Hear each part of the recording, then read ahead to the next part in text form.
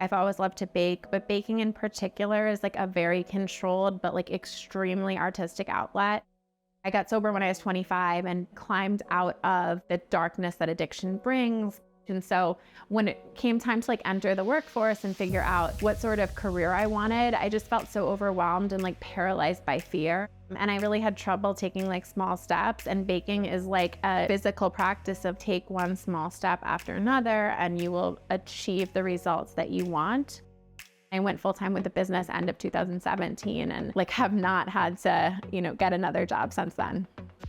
Welcome to Janie's Life-Changing Baked Goods, the home of the pie crust cookie.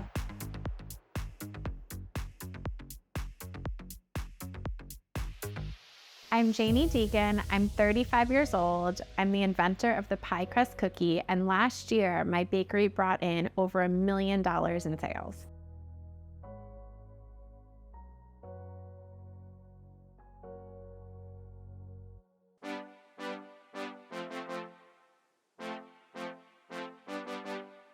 On an average month, we sell anywhere between 30 and 45,000 cookies, and in our busier months, we're selling about 60 or 70,000 cookies.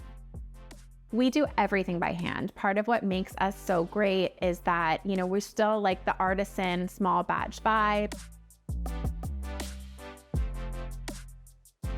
A pie crust cookie, I like to call it my honor roll student, my firstborn child, my baby.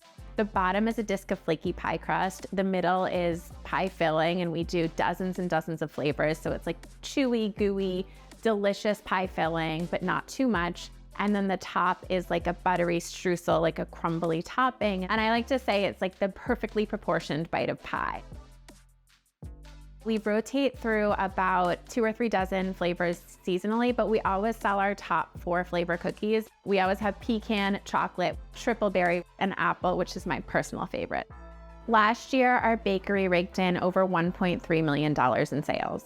And during our busy season, we're hitting anywhere from like $100,000 to $300,000 in sales per month.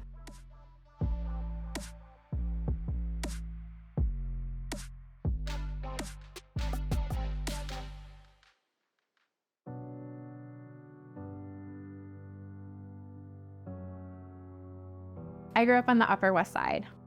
I had lived in fear for the first 25 years of my life. I got sober when I was 25, and prior to being sober, I was homeless and penniless.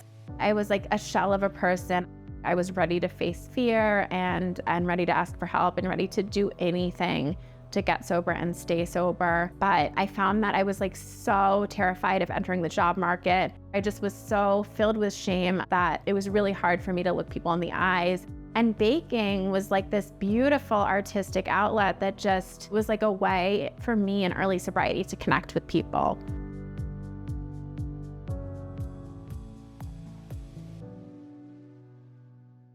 I was living in the East Village working as a superintendent, and I had this tiny kitchen, and I started baking. It was just it was like meditation and self-care and therapy for me when I couldn't afford therapy.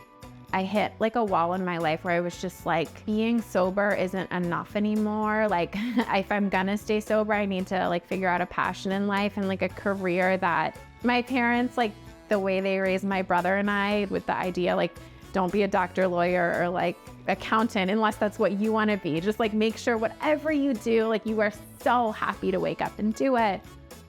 Wasn't even on my radar to make this a profession until this woman asked me if she could buy a cake, and it was someone having confidence in me that I could not have in myself. Was that one little push through the door that I needed, and I haven't looked back since. I invented the pie crust cookie, I think in 2017. And when I started bringing it to these street fairs, people were like, what is this? This is amazing. I kept hearing the word scalable over and over again. It was a product that there's nothing else like it on the market. You don't have to share it. You don't need a fork to eat it. You don't really need a napkin. There's something special about cookies. And so it was really just an opportunity for us to grow the business in ways that I could not have as a cake bakery. The first couple of years of the bakery were really, really rough. Some days it would be 20 hours a day. It would be wake up at 4, bake cookies, go sell all day at some street fair in the rain, go back, clean up. Really overwhelming.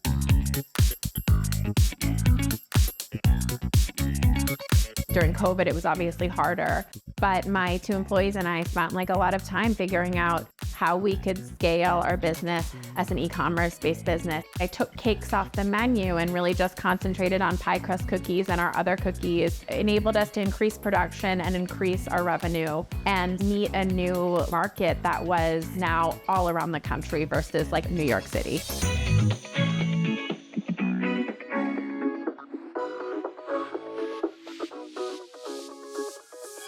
Once I stopped baking, once I got out of the metaphorical kitchen, I was able to really grow the business in ways that I wasn't able to before.